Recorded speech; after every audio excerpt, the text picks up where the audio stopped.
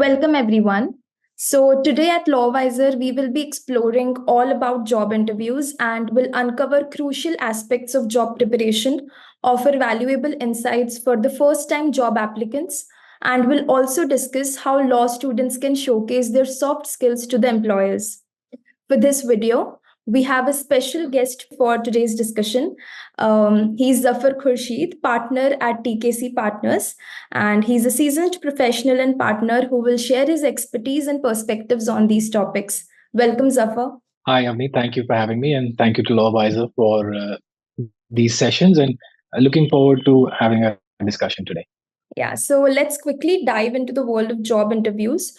Starting with my first question, how to start preparing for any specific job interview? Like, what are the things to watch out for? If you can talk about certain situations that the students or young lawyers can face, and are there any new trends that they should be aware of? Well, I see the very first important thing while preparing for an interview is you must do your background research. You must familiarize yourself with the position as well as the firm or the office that you're applying to. Uh, because the first thing that, or amongst the first questions that you will be asked in the interview is why you've chosen to apply there. So you must have a good answer, or at least a definitive or personalized answer as to why you've chosen that particular position and why you've chosen that particular office or firm. So background research is key. After that, in preparing, you should read up on what are the recent developments in the law. More particularly, you can link those recent developments to where you have shown your focus in your CV. If it's your first interview or your first job, you may not have on ground experience, but link it to the kind of experience you had to your internships or just the areas of law that you're personally interested in. It's important to show your passion and your dedication to the profession, and you show that by explaining to the interviewer how you keep yourself apprised of developments in the law and what is your understanding, or if you have comments on recent decisions or recent landmark judgments. This shows both your understanding of law as well as the fact that you are proactive. um, Other than that, familiarize yourself with your CV. You don't want to be fumbling, trying to remember, trying to think about what you have written there when someone puts a question to you. A lot of your questions that are directed to you obviously will be based on your personal experience that you've highlighted in your CV. So know what you've written there and be prepared to answer questions about material that you've included in your CV, more specifically related to the work experience that you've highlighted. It's important. This may seem like goes without saying, but it's important to focus on your appearance. So this is not a super advanced preparation, but maybe immediately ahead of your interview, uh, make sure that you're dressed and you're groomed professionally. And it's great to have individuality, and it's important in life that we showcase individuality. But you also, when you show up for an interview, be punctual, be professional, be dressed professionally, and be groomed professionally. And yes, and as I said, punctuality is very important. It takes 5 to 10 minutes of research to figure out where is the office that you have to report to, what's the traffic to be like, so that you ensure you're there 10 minutes early rather than 5 minutes late. Yeah, I think that's very important. And as you talked about that, if somebody is applying for the first job, they don't have on-ground experience, but they do have experience of internships. But are there any do's and don'ts for the students who are applying for the first job? Because they're very scared. They don't know what to say, what they will be asked about, other than background research, which everybody do. Yeah, a few simple do's and don'ts can go a long way if you keep them in mind. It's important to show confidence. You must be confident in an interview, but not cross into the line of being arrogant. You don't want to come off as being arrogant or cocky in an interview or overly confident.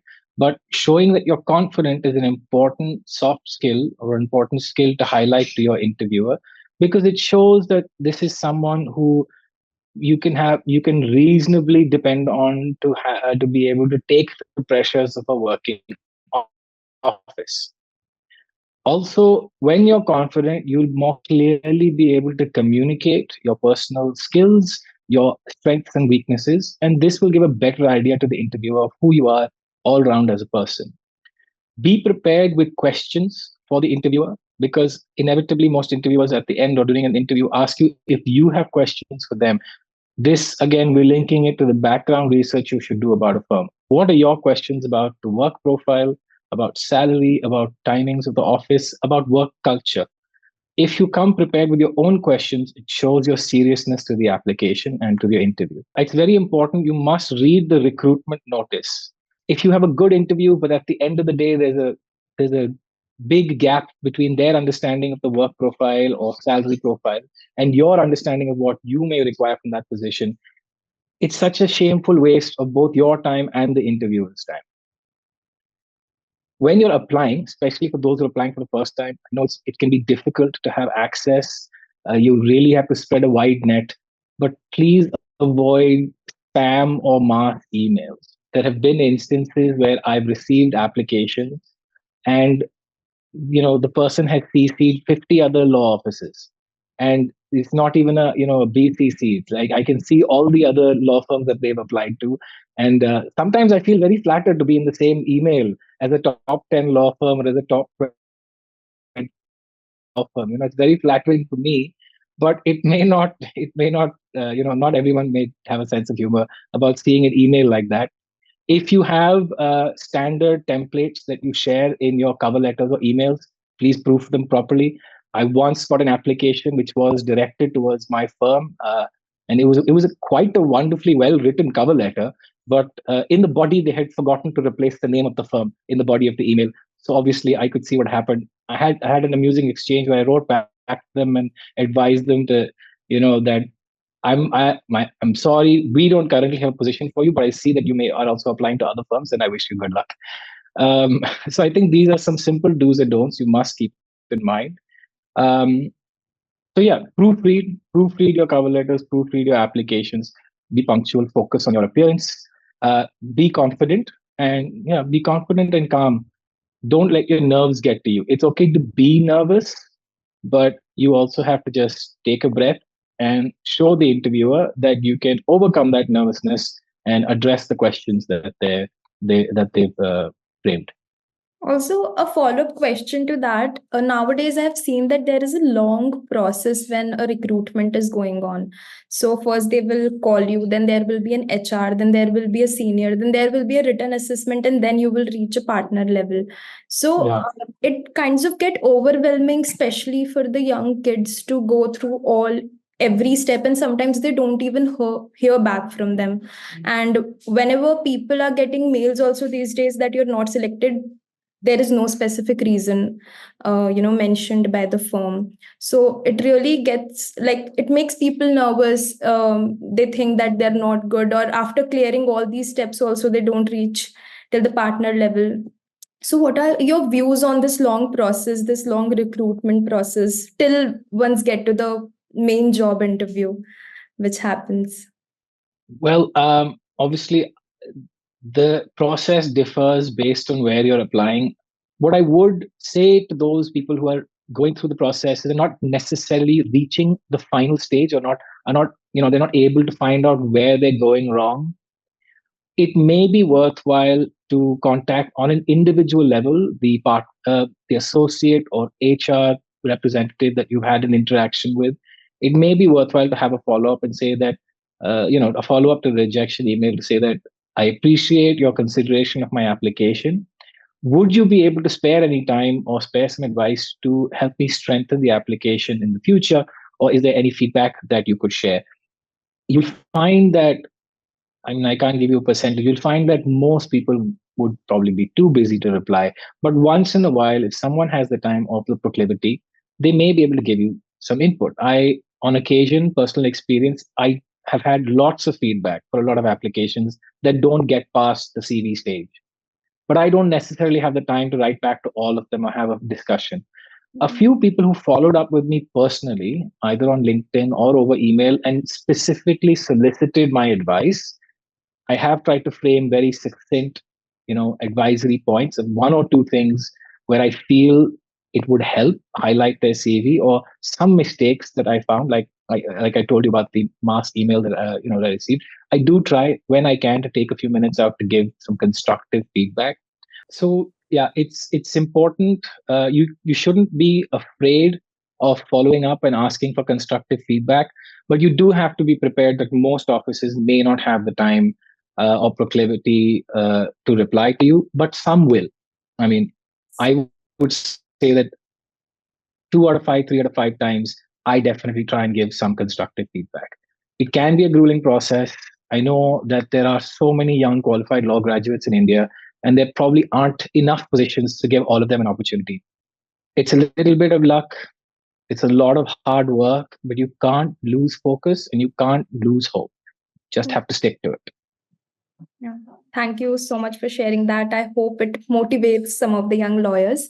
Coming to my third question, as you already talked about the confidence and its importance, are there any other soft skills you think is important a student or a law graduate lawyer should demonstrate in front of the employers? Absolutely. Now, there are several soft skills, as we call them: leadership, communication, listening. All of these have a huge, huge role in how you progress in your career and the impact you have, in your position in a firm or office or chamber. But how do we highlight these in the limited time that you get in an interview? Well, focus on what you can communicate. And if you speak calmly and you speak clearly, this will actually help you feel more confident as you're interviewing. um, Eye contact. Yeah, this is a big thing. When you're asked a question, don't start looking everywhere around the room. Don't sink into your lap or your phone. It's important to maintain eye contact in an interview. That really shows the person that you're engaging with them, and it at very subconscious level, it shows that you're not afraid of their answer. You're not afraid of them. Uh, don't be afraid of the person there. They may be further in the profession to you. They may seem like in a position of authority to you. Show them respect and regard, but you do not need to be afraid of them. It's important, I would say, be polite, be gracious. When you appear for an interview, the interviewer may not be the only person whom you interact with in an office. You may have the opportunity to speak with reception staffs, support staff, other interviewees, associates, or other people in the office. People do tend to make a note of how you interact with these people because it really reflects who you are as a person.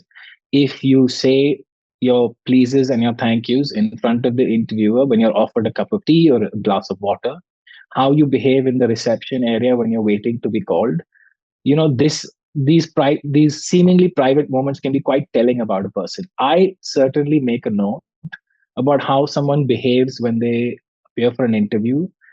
If they're early, do they wait patiently? Are they constantly asking when their turn is?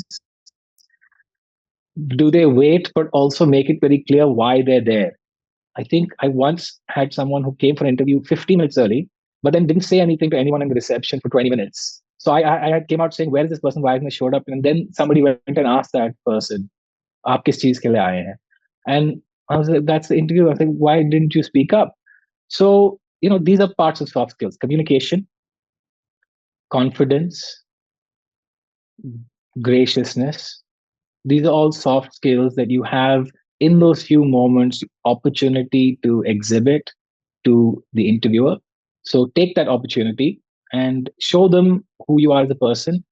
These skills, these qualities are often reflective of your work ethic, of your attitude, and that goes a long way towards how your application is considered. But one of the skills you talked about, which was leadership, I think for the people who are applying for the first time, how can they showcase this particular skill? Or it is better to skip some of those skills like teamwork or leadership? No, so there, especially if it's your first interview, you haven't had the opportunity to work in another office. Soft skills like leadership, teamwork, these can be highlighted through the experiences in your CV. Yeah. What did you do other than study during your LLB, during your LLM? Were you part of initiatives, of other projects, of societies? Did you hold any positions of authority or responsibility there? Can you use those experiences to highlight how you apply yourself to problem solving, how you've had the opportunity to lead and to learn from leaders as a law student? How do you collaborate with other professionals, and what does that say about your attitude towards your responsibilities, your work ethic, and what kind of work culture you are looking for, or what kind of work culture you can bring to an office? Thank you. Thank you for sharing that. Coming to the last part, which is a personalized question to you as well. If you can share one of your favorite stories or one of the person you were impressed and found them exceptionally well while interviewing, and why? Well, one of the stories I shared with you, one of the better interviews that I've had in the last year. Unfortunately, it turned at the end. That's why it's very key to read the recruitment notice, because at the end we found that their expectations of the job profile did not fit our expectations. So I wish they had read the interview, because felt like I had wasted his time and he had certainly sort of wasted mine. But putting that aside, why that interview went well, the person was well spoken, he was confident and polite. He came into the interview with a very clear vision statement of why he had joined the law, what had influenced and directed his professional journey, and what his goals were. And it's very important to be very clear what you want from your career. Do you have a 5 year plan? Do you have a 10-year plan? How does that plan fit into the position that you're applying for? I was encouraged to see that this person had really given a thought to what they wanted to do in their career and how they felt that the firm could contribute to that journey, as well as how they felt that they could contribute to the firm. So it really came off that this person had researched, what are the strengths, perhaps weaknesses of our office, what is the kind of work that we've been doing. He took the time to research, look at our website, look at our LinkedIn, see, and not just on the firm level, had also paid attention to what the individual partners were doing. What were their areas of practice, what were their recent developments and accomplishments. Unfortunately, in the end, it didn't work out because his expectations were not did match what did not meet what we could match. But it was a very good job interview for these reasons.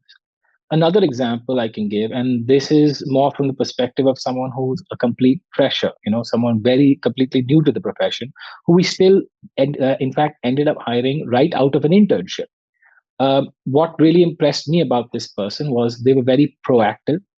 They were quick to ask for work, and they were very clear about the fact that they wanted to learn. They weren't afraid to admit in an interview when they didn't know the answer to something. And they were very open to learning more about that from the interviewer. And then offering their perspective on the basis of the information that had been given to them. So they didn't try to answer a question they didn't know the answer to, but based on the basis of what they were told, they did offer their perspective based on their understanding of the law. Uh, on the other hand, in other areas, the areas of practice that they were keenly interested in, they were abreast with the most recent developments, and they were able to discuss recent case law from India, as well as certain decisions that they may be familiar with in other jurisdictions. This shows me that this person takes the time out, they're well read, they really take the time out to research, and they think out of the box. They don't confine themselves to what is right in front of them or what they're spoon fed.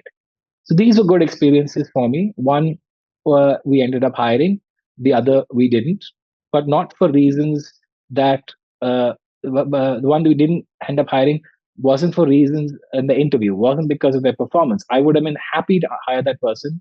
I was very keen to do it. So that's what you need to do. That's what you need to bring to the table. Confidence is key. I mean, lawyers, they very often, it's very often presumed that lawyers just love to argue.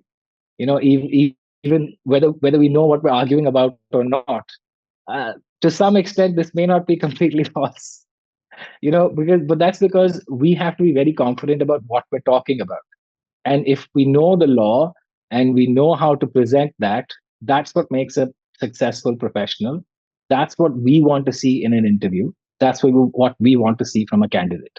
Thank you so much for sharing both of the stories. I think it gave a very good perspective of like how an internship can lead to, getting a position in the firm, and also why don't you get up hiring after everything went well. But thank you so much for sharing that. I hope this video solves a lot of problems people are facing right now while job interviews, or the questions if they have in mind.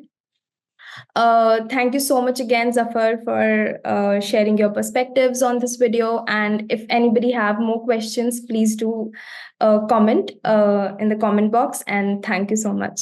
Thank you for having me and for the opportunity to share a few do's and don'ts, a few tips.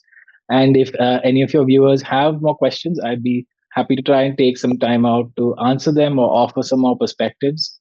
I know it's very difficult. In the current job market, people might be really struggling or not knowing how to get ahead. Hopefully, we've offered them some advice that can help. And but it's important that it's just important to have hope and keep trying and be determined, and don't necessarily discount an opportunity just because it's not exactly what you're looking for. Sometimes an opportunity that's not perfect is the perfect opportunity to create another one.